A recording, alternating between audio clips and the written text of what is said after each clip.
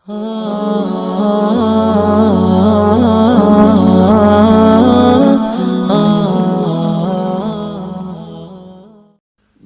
الله الرحمن الرحيم.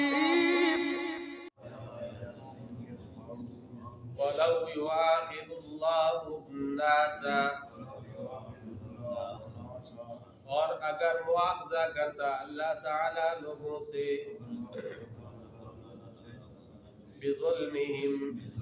ان کے ظلم کی وجہ سے، ما ترک علیہا، تو نہ چھوڑتا اس زمین پر، من دابہ، کوئی چلنے پھرنے والا، ولیکن یؤخرہم، لیکن وہ ان کو مہلت دیتا ہے، الی اجل مسمی، وقت مقرر تک، وَإِذَا جَاءَ أَجَلُهُمْ، بس جب آ جائے گا ان کا وقت مقرر، لا يستأخرون ساعة، پیچھے نہیں ہوں گے گھڑی بھر، ولا يستقدمون، اور نہ آگے، وَيَجْعَلُونَ لِلَّهِ، اور ٹھہراتے ہیں اللہ کے لیے، ما یکرہون، وہ چیز جس کو یہ ناپسند کرتے ہیں، وَتَصِفُ أَلْسِنَتُهُمُ الْكَذِبَ، اور بیان کرتی ہیں ان کی زبانیں جھوٹ، أَنَّ لَهُمُ الْحُسْنَى، کہ ان کے لیے بھلائی ہے، لا جرم، ضرور بالضرور، أَنَّ لَهُمُ النَّارَ، ان کے لیے دوزخ کی آگ ہے، وَأَنَّهُمْ مُفْرَطُونَ، اور بے شک وہ آگے بڑھائے گئے، تاللہ، اللہ کی قسم، لقد ارسلنا، البتہ تحقیق ہم نے بھیجے، الی امتوں کی طرف، من قبل کا، آپ سے پہلے بھی رسول، وزین لهم الشیطان، تو مزین کیا ان کے لیے شیطان نے، اعمالهم، ان کے اعمال کو، وهو ولیہم اليوم، بس وہی آج کے دن بھی ان کا رفیق ہے، وَلَهُمْ عَذَابٌ أَلِيمٌ، اور ان کے لیے دردناک عذاب ہے، وَمَا أَنزَلْنَا عَلَيْكَ الْكِتَابَ، اور نہیں اتاری ہم نے آپ پر کتاب، إِلَّا لِتُبَيِّنَ، مگر تاکہ آپ واضح کریں، لَهُمُ الَّذِي اخْتَلَفُوا فِيهِ، ان کے لیے وہ چیز جس میں وہ اختلاف کرتے ہیں، وَهُدًى، اور ہدایت ہے، وَرَحْمَةً، اور رحمت ہے، لِقَوْمٍ يُؤْمِنُونَ، ان لوگوں کے لیے جو ایمان رکھتے ہیں، وَاللَّهُ أَنزَلَ مِنَ السَّمَاءِ مَاءً، اور اللہ نے اتارا آسمان سے پانی، فَأَحْيَا بِهِ الْأَرْضَ، پھر زندہ کیا اس کے ساتھ زمین کو، بعد موتها، اس کے خشک ہونے کے بعد، ان فی ذلک لآیہ، بے شک اس میں البتہ نشانی ہے، لقوم یسمعون، ان لوگوں کے لیے جو سنتے ہیں۔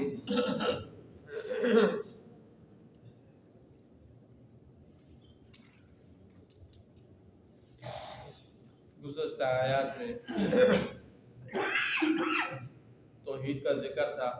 اور شرک کا رد تھا۔ لا تتخذوا الہین اثنین، دو الہ نہ بناؤ۔ اور اسی طرح فرمایا کہ وَيَجْعَلُونَ لِلَّهِ الْبَنَاتِ، سبحانہ یہ اللہ کے لیے بیٹیاں چنتے، بیٹیاں ٹھہراتے ہیں، حالانکہ اللہ کی ذات اس سے پاک ہے۔ وَلَهُم مَّا يَشْتَهُونَ، اور اپنے لیے جو وہ چاہتے ہیں وہ پسند کرتے ہیں، یعنی اپنے لیے بیٹے اور اللہ کے لیے بیٹیاں، جو بات عقل کے بھی خلاف۔ اور پھر فرمایا کہ جب ان کو کسی لڑکی کی خوشخبری دی جاتی ہے تو غم کی وجہ سے، ندامت کی وجہ سے، شرمندگی کی وجہ سے ان کا چہرہ سیاہ ہو جاتا ہے، یہ غصے سے بھر جاتے ہیں اور پھر اپنی قوم سے چھپتے ہیں کہ اب ہم کہاں جائیں،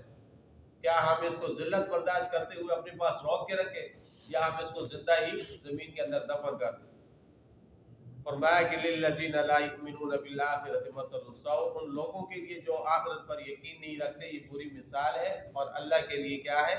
اعلیٰ مثال ہے، وَهُوَ العزیز الحکیم، وہ غالب حکمت والا۔ آج کی آیات میں اللہ تعالیٰ نے شرک کا رد فرمایا اور ساتھ ساتھ اپنی قدرت تامہ اور حکمت بالغہ کا ذکر فرمایا، اور ساتھ اس بات کا تذکرہ فرمایا ہے کہ اللہ تعالیٰ نافرمانوں کو مہلت دیتا ہے تو یہ اس کا قانون امہال ہے، لیکن جب وہ پکڑنے پہ آئے، گرفت کرنے پہ آئے تو پھر وہ جلدی گرفت بھی کر لیتا ہے اپنی حکمت اور مصلحت کے مطابق، جب چاہتا ہے وہ گرفت کر لیتا ہے، اور جب گرفت کا وقت آ جائے تو پھر وہ وقت آگے پیچھے بھی نہیں ہوتا۔ وَلَوْ يُؤَاخِذُ اللَّهُ النَّاسَ، اگر مواخذہ کرتا اللہ تعالیٰ لوگوں سے بظلمہم، ان کے ظلم کی وجہ سے، الناس کا لفظ عام ہے، جس طرح آگے من دابہ کا لفظ آ رہا ہے، تو مطلب یہ ہے کہ اگر اللہ تعالیٰ گرفت کرنے پر آئے تو پھر انسانوں کے گناہوں کا اثر جانوروں پر بھی پڑ جائے، گناہ انسان کرے اور اس کا اثر جانوروں پر پڑ جائے۔ اب بظلمہم، ظلم کیا ہے؟ تو فرمایا کہ چھوٹی سے چھوٹی خطا سے لے کر بڑے سے بڑا گناہ وہ اس ظلم کے اندر آتا ہے۔ چھوٹے سے چھوٹی خطا، جس طرح مسجد میں داخل ہونے کے لیے دائیں پاؤں رکھنا ضروری ہے، دائیں پاؤں رکھنا یہ ہے نا، مسجد میں جب داخل ہوتے تو پہلے دائیں پاؤں رکھا جائے۔ اب اگر کسی نے دائیں پاؤں رکھنے کے بجائے بائیں پاؤں رکھ دیا تو یہ بھی ظلم ہے۔ بعض حضرات نے اس کو خاص کیا ہے کفر اور شرک کے ساتھ، یہ جس طرح ان الشرک لظلم عظیم والکافرون هم الظالمون، کافر ظالم ہے، شرک ظلم عظیم ہے، تو بعض لوگوں نے اس کے ساتھ خاص کیا۔ تو بہرحال فرمایا کہ اللہ تعالیٰ اگر ظلم کی وجہ سے لوگوں کی پکڑ کرنے پر آئے تو پھر ترک علیہا من دابہ، پھر کوئی چلنے پھرنے والا باقی نہ رہے، نہ کوئی جانور رہے، نہ کوئی کیڑا مکوڑا رہے، کوئی چیز بھی دنیا کے اندر پھر باقی نہ رہے، بلکہ سارے ہی سارے انسان کے ساتھ وہ ہلاک ہو جائے، سارے جاندار وہ ہلاک ہو جائے۔ ابھی اللہ نے مہلت دی ہے، سنستدرجہم من حیث لا یعلمون، کہ اللہ تعالیٰ مہلت دیتا ہے جہاں سے انسان کو علم بھی نہیں ہوتا، یہ اللہ کا قانونی محال کام کر رہا ہے۔ ورنہ اگر اللہ چاہے گرفت کرنا چاہے تو پھر چھوٹی سی چھوٹی خطا سے لے کر بڑے سے بڑے گناہ کے اندر وہ پکڑ کر سکتا ہے اور گرفت کر سکتا ہے۔ وَلَوْ يُؤَاخِذُ اللَّهُ النَّاسَ بِظُلْمِهِمْ مَا تَرَكَ عَلَيْهَا مِن دَابَّةٍ۔ حضرت ابو ہریرہ رضی اللہ تعالیٰ عنہ کی ایک روایت آتی ہے، فرماتے ہیں کہ آپ کے سامنے اس بات کا ذکر ہوا کہ نقصان کرنے والا ظلم کرنے والا انسان وہ اپنے اوپر ظلم کرتا ہے، ظلم کرنے والا انسان وہ صرف اپنا ہی نقصان کرتا ہے۔ آپ نے فرمایا کہ نہیں، بلکہ جنگلی مرغ جو ہے وہ اپنے گھونسلے کے اندر انسانوں کے ظلم کی وجہ سے دبلا پتلا اور لاغر ہو کر وہ اپنے گھونسلے کے اندر بڑھ جاتا ہے، یہ انسان کے گناہ کا وبال ہوتا ہے۔ اور حضرت عبداللہ ابن مسعود رضی اللہ عنہ کی ایک روایت ہے کہ آپ علیہ السلام نے فرمایا کہ کیڑے مکوڑے اپنی بلوں کے اندر انسانوں کے گناہوں کی وجہ سے، ظلم کی وجہ سے اپنے بلوں کے اندر وہ مر جاتے ہیں۔ اور موطا امام مالک رحمۃ اللہ علیہ کی ایک روایت ہے جس میں فرمایا گیا کہ جب کوئی فاسق، فاجر، نافرمان اور ظالم انسان کی موت آتی ہے تو دنیا کے اندر جتنی چیزیں، درخت ہیں، نباتات ہیں، جمادات ہیں، جانور ہیں، کیڑے مکوڑے، وہ سارے کے سارے اللہ کے ہاں شکر ادا کرتے ہیں، اے اللہ تیرے شکر ہے اس منوس سے ہماری جان چھوٹ گئی۔ تو ظلم وہ اتنا بڑا گناہ ہے۔ ظلم کی نوعیت اتنی زیادہ ہے۔ تو فرمایا ما ترک علیہا من دابہ، اگر اللہ انسانوں کی ظلم کی وجہ سے پکڑ کرنے پر آئے تو ما ترک علیہا من دابہ، کوئی جانور دنیا کے اندر پھر باقی نہ رہے، کوئی سی روح سانس لینے والا چلنے پھرنے والا کوئی بھی باقی نہ رہے، بلکہ جہاں پہ انسان ہلاک ہو وہیں پہ یہ چیزیں بھی ہلاک ہو جائے ظلم کی وجہ سے۔ وَلَكِنْ يُؤَخِّرُهُمْ إِلَىٰ أَجَلٍ مُّسَمًّى، لیکن اللہ نے ہر قوم کے لیے، ہر فرد کے لیے، ہر بستی کے لیے، ہر ملک کے لیے ایک وقت مقرر کیا ہے، اس وقت تک اللہ تعالیٰ ان کو مہلت دیتا ہے۔ فَإِذَا جَاءَ أَجَلُهُمْ لَا يَسْتَأْخِرُونَ سَاعَةً، پھر جب وہ وقت مقرر آ جاتا ہے، جو اللہ نے مہلت دی ہے، وہ مہلت کا وقت ختم ہو جاتا ہے، لا يستأخرون ساعة ولا يستقدمون، پھر پکڑ آ جاتی ہے، گرفت آ جاتی ہے، پھر انسان آگے پیچھے نہیں ہو سکتا۔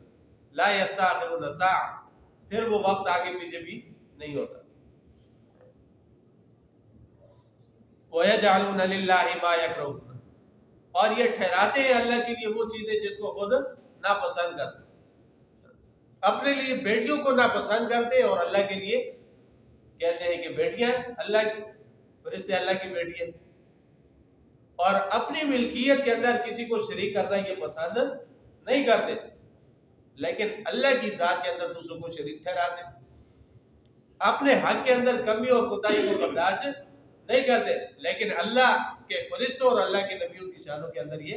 گستاخیاں کرتے اور اللہ کی بارگاہ میں اللہ کی گستاخی کرتے، بے ادبی کرتے۔ وَيَجْعَلُونَ لِلَّهِ مَا يَكْرَهُونَ، اس کے باوجود وَتَصِفُ أَلْسِنَتُهُمُ الْكَذِبَ،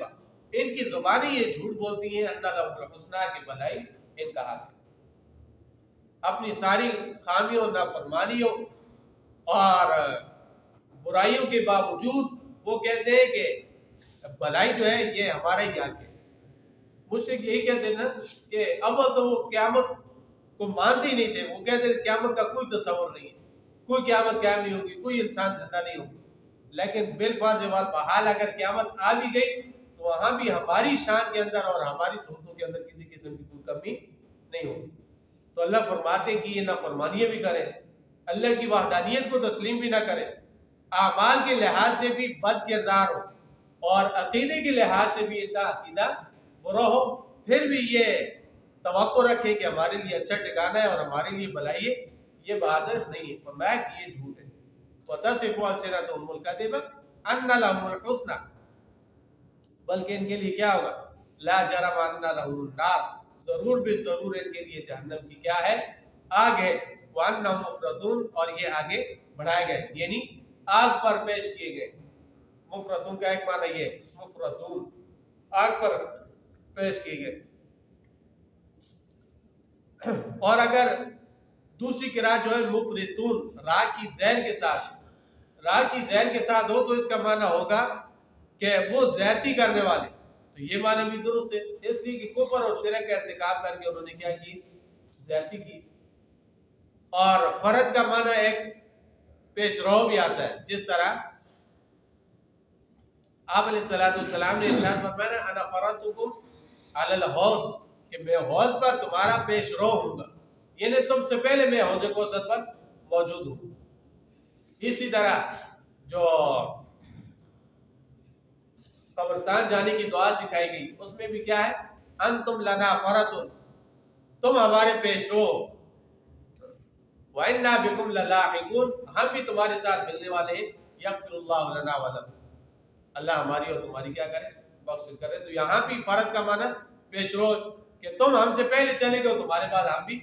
آنے والے۔ تو بہرحال ظلم ظلم ہے، چاہے وہ عقیدے کے اندر ہو چاہے وہ اعمال کے اندر ہو۔ تو فرمایا لا جرم ان لهم النار وانهم مفرطون، بے شک وہ آگے بڑھائے گئے ہیں یا وہ پیش رو ہوں گے، یہ پیش رو ہوں گے جہنم کے اندر، یہ پہلے جائیں گے۔ تاللہ لقد ارسلنا الی امم من قبلک، اللہ کی قسم البتہ تحقیق ہم نے آپ سے پہلے بھی امتوں کی طرف رسولوں کو بھیجا اور انہوں نے جا کے اپنی قوموں کو ڈرایا، لیکن فزین لهم الشیطان اعمالهم، شیطان نے ان کے لیے ان کے اعمال کو مزین کر کے ان کو دکھایا۔ وہ کہتا تھا کہ اللہ کی توحید کو نہ مانو، شرک کرو، بدعت کرو، انہی کاموں کے اندر عزت ہے، یہی کام اجر و ثواب کا باعث ہے۔ شیطان نے اس طرح ان کو برگلایا اور ان کے لیے انعامات کو مزین کیا۔ تو فرمایا فَهُوَ وَلِيُّهُمُ الْيَوْمَ، جس طرح پہلی امتوں کو شیطان نے گمراہ کیا، وہی شیطان وَلِيُّهُمُ الْيَوْمَ آج کے دن بھی لوگوں کا کیا ہے؟ رفیق ہے۔ آج بھی لوگوں کو پٹیاں پڑھا رہا ہے کہ یہ شرک کر لو، یہ بدعت کر لو، یہ کام ایسے کر لو، یہ ایسے کر لو، یہ ایسے کر لو، یہ عزت کا باعث ہے۔ آج بھی شیطان ان کے پیچھے لگا ہوا ہے اور شیطان ان کو ورگلا رہا ہے، لیکن حقیقت کیا ہے؟ وَلَهُمْ عَذَابٌ أَلِيمٌ، ان کے لیے دردناک عذاب ہو۔ وَمَا أَنزَلْنَا عَلَيْكَ الْكِتَابَ، اور ہم نے آپ کے اوپر کتاب نہیں اتاری إِلَّا لِتُبَيِّنَ لَهُمُ الَّذِي اخْتَلَفُوا فِيهِ، مگر اس لیے تاکہ آپ بیان کریں اور واضح کریں ان کے لیے وہ بات جس کے اندر ان کے اختلاف کریں۔ اختلاف کس کے اندر کر رہے تھے؟ رسالت کے اندر، توحید کے اندر اور قیامت آخرت کے اندر، یہ لوگ اختلاف کرتے۔ تو فرمایا کہ ہم نے آپ کی طرف یہ کتاب اتاری ہے تاکہ آپ اس کتاب کی ان کے سامنے وضاحت کریں، ان کو بات سمجھا دیں اچھے طریقے سے، ان کو بات اچھے طریقے سے سمجھا دیں۔ یہ نبی کے فرائض منصبی کے اندر داخل ہے کہ وہ اللہ کی کتاب کی جو مراد ہے وہ لوگوں کے سامنے واضح کریں۔ انسان کی زندگی کے اندر مختلف حادثات آتے اور اسی طرح مختلف حالات آتے، پھر بعض حالات اور حوادثات ایسے ہوتے ہیں جن کا مدار اللہ نے انسان کی عقل پر رکھا ہے، اور بعض ایسے ہوتے ہیں جن کو اللہ نے اہل علم کے سپرد کیا ہے کہ تم ان کی وضاحت کرو۔ تو نبی چونکہ عالم الناس ہوتا ہے، لوگوں میں سب سے زیادہ جاننے والا ہوتا ہے، علم والا ہوتا ہے، اور وحی کے ذریعے اس کو علم عطا کیا گیا ہوتا ہے، تو نبی کے فرائض کے اندر یہ داخل ہے کہ لوگوں کے سامنے اس بات کی وضاحت کریں۔ جس طرح سورہ ہود کی ابتدا کے اندر فرمایا کتاب محکمت آیات، یہ ایسی کتاب ہے جس کی آیات کو محکم کیا گیا ہے، ثم فصلت من لدن حکیم خبیر، پھر خدائے حکیم و خبیر کی طرف سے اس کی تفصیل ہے۔ قرآن کریم کے اندر اساسی تعلیم، بنیادی تعلیم، اللہ نے اصول اور ضوابط انسان کو مہیا کیے، پھر ان اصول کی وضاحت کرنا یہ نبی کا کام ہے، اور ان کی تشریح کرنا یہ کس کا کام ہے؟ نبی کا کام ہے۔ جس طرح حضرت نوح علیہ السلام نے اپنی قوم سے کہا تھا نا کہ میری قوم میری بات کو تم غور سے سمجھ لو، غور سے سن لو، ثم لا یکن امرکم علیکم غمہ، پھر تم پر کسی قسم کا کوئی اشتباہ باقی نہ رہے، میری بات کو اتنا زیادہ غور سے تم سنو۔ شعیب علیہ السلام کی قوم نے کیا کہا تھا؟ یا شعیب ما نفقہ کثیرا مما تقول وانا لنراک فینا ضعیفا، کہ اے شعیب ہم آپ کی بہت ساری باتیں ایسی ہیں جن کو ہم سمجھتے نہیں، حالانکہ وہ سمجھتے، زید عناد اور ہٹ درمی کی وجہ سے اس کو قبول نہیں کرتے۔ اور پھر نبی کی جو وضاحت ہے وہ احادیث کے اندر ہے، نبی کی سنت کے اندر ہے۔ نبی نے جو بھی وضاحت کی ہے قرآن کی، احکامات الہیہ کی جو بھی تفصیل بیان کی ہے وہ سنت کے اندر ہے اور حدیث کے اندر ہے۔ اور بعض ایسے لوگ بھی ہیں جو کہتے ہیں کہ بس صرف قرآن ہی ہے، قرآن کے علاوہ حدیث کی ہمیں کوئی ضرورت نہیں، جن کو ہم منکرین حدیث کہتے ہیں۔ وہ کہتے ہیں سب کچھ قرآن کے اندر ہے، حدیث کی طرف آپ کو جانے کی ضرورت نہیں ہے۔ اب ان لوگوں کو بندہ یہ کہے کہ قرآن کے اندر یہ جو نبی کو کہا گیا الا لتبین لهم الذی، کہ آپ بیان کریں، پھر اس بیان کرنے کا کیا معنی ہے؟ اگر سنت کی ضرورت نہیں ہے تو پھر نبی کے ذمہ جو تبیین اور وضاحت ہے وہ کہاں پہ ہے؟ اگر سب کچھ قرآن کے اندر ہے تو وہ وضاحت کہاں ہے؟ الا لتبین لهم الذی اختلفوا فیہ، وہدی، اور ہدایت ہے، ہدایت ہے۔ اور ہدایت کا معنی یہ ہے کہ انسان کو زندگی کے جس موڑ پر بھی رہنمائی کی ضرورت پڑے تو یہ قرآن کریم اس کی کیا کرتا ہے؟ رہنمائی کرتا ہے۔ اب اس ہدایت کو تلاش کرنا یہ انسان کا کام ہے، ہدایت کو تلاش کرے اور اس کے لیے محنت ہے۔ ایک بندہ قرآن کے نزدیک ہی نہ ہے، قرآن کا علم ہی نہ سیکھے تو پھر اس کی یہ رہنمائی کیسے کرے گا؟ رہنمائی تو اس کی کرے گا جس کے اندر طلب ہو، جو اس کے لیے محنت کرے گا اور کوشش کرے گا۔ قرآن کریم میں اللہ نے فرمایا ما انزلنا من البینات والہدی، ہم نے آپ کی طرف دو چیزیں نازل فرمائی، ایک بینات ہے اور دوسری کیا ہے؟ ہدایت ہے۔ اور بینات تو ایسی چیز ہے جس کی وضاحت کی ضرورت نہیں ہے، جو آسانی سے انسان کو سمجھ میں آ جاتی ہے، لیکن ہدایت کے لیے استاد کی ضرورت ہے۔ وَالَّذِي أَرْسَلَ رَسُولَهُ بِالْهُدَىٰ، اللہ کی ذات وہ ہے جس نے اپنے رسول کو ہدایت کے ساتھ بھیجا۔ اب یہ ہدایت ملے گی یا تو رسول سے ملے گی یا رسول کی پیروی کرنے والے جو اہل علم ہیں ان سے یہ ہدایت ملے گی۔ تو اس کے لیے انسان کو وقت نکالنا پڑے گا، محنت کرنی پڑے گی، کوشش کرنی پڑے گی۔ تو فرمایا وَهُدًى، یہ کتاب کیا ہے؟ ہدایت کا ذریعہ، وَرَحْمَةً، اور رحمت ہے۔ ظاہری بات ہے کہ جو بندہ اس قرآن کریم کو مانتا ہے، پھر اس کو پڑھتا ہے اور اس کے مطابق عمل کرتا ہے، تو اللہ کی طرف سے پھر اس پر رحمت نازل ہوتی ہے اور اس کو مزید نیکی کی توفیق مل جاتی ہے، اور اس کا دل وہ مطمئن ہو جاتا ہے اور اس کا دل سکون پکڑ جاتا ہے۔ وَرَحْمَةً، لیکن انہی کے بارے میں اللہ نے فرمایا نا اولئک علی ھدی من ربہم واولئک هم المفلحون، یہی لوگ ہدایت پر، یہی کامیاب ہیں۔ فرمایا لقوم یؤمنون، ان لوگوں کے لیے جو ایمان رکھتے ہیں۔ آگے اللہ نے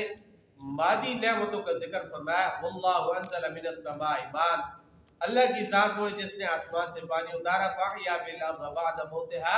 پھر زمین کو خشک ہونے کے بعد اس پانی کے ذریعے اللہ نے زندگی۔ جب قحط پڑ جاتا ہے، پانی نہیں آتا، بارش نہیں برستی، تو زمین بالکل خشک ہو جاتی، سبزہ نہیں ہوتا، لیکن جو ہی بارش ہوتی ہے تو کچھ دنوں کے بعد پھر وہ سبزہ اگاتا ہے، زمین کی ہریالی آ جاتی۔ تو فرمایا فاحیا بالارض بعد موتها، ہر جاندار کی زندگی کا دار و مدار اللہ نے پانی پر رکھا ہے۔ انسان ہے تو پانی کے اوپر چل رہا ہے، جانور ہے تو وہ پانی کے اوپر چل رہا ہے، کیڑے مکوڑے ہیں تو وہ پانی کے اوپر چل رہے ہیں۔ تو اللہ کی بہت بڑی نعمت ہے یہ پانی کی نعمت۔ تو پھر زمین کے مختلف حصے ہوتے ہیں، بعض حصے ایسے ہوتے ہیں جو زمین کے جو پانی کو جذب کر لیتے ہیں، جو پانی کو جذب کرتے ہیں، پھر وہاں سے گھاس نکلتی ہے، وہاں سے غلہ نکلتا ہے، وہاں سے اناج نکلتا ہے اور انسان اس سے فائدہ اٹھاتے ہیں۔ اور زمین کے بعض حصے ایسے ہوتے ہیں جہاں سے پانی اسی طرح گزر جاتا ہے، وہ پانی کو جذب نہیں کرتا، زمین کا وہ حصہ، وہ زمین پانی کو قبول نہیں کرتی، بلکہ سخت چٹان کی طرح ہوتی ہے اور وہ پانی آگے کی طرف چلا جاتا ہے۔ وہاں پہ نہ گھاس ہوتی ہے، نہ کوئی سبزہ ہوتا ہے اور نہ ہی کوئی غلہ اور اناج ہوتا ہے۔ فرمایا کہ ہدایت کا سلسلہ بھی اسی طرح، ہدایت بھی انسان کے دل کے اوپر پڑتی ہے۔ بعض دل ایسے ہوتے ہیں جو اس ہدایت کو قبول کرتے ہیں، جس طرح زمین کا حصہ پانی کو قبول کرتا ہے، اور بعض دل ایسے ہوتے ہیں جہاں سے یہ ہدایت اسی طرح نکل جاتی ہے، وہ دل سخت ہوتے ہیں، ان کے اندر صلاحیت نہیں ہوتی کہ وہ ہدایت کو قبول کریں۔ تو فرمایا ان فی ذلک لآیۃ، بے شک اس میں نشانی ہے، لقوم یسمعون، ان لوگوں کے لیے جو سنتے ہیں، سن کر عمل کرتے ہیں، اور عمل کے نتیجے میں پھر ان کے لیے کامیابی۔ اللہ جل شانہ ہمیں شریعت کا علم اور عمل نصیب کرے۔ وَلَقَدْ يَسَّرْنَا الْقُرْآنَ لِلذِّكْرِ فَهَلْ مِن مُّدَّكِرٍ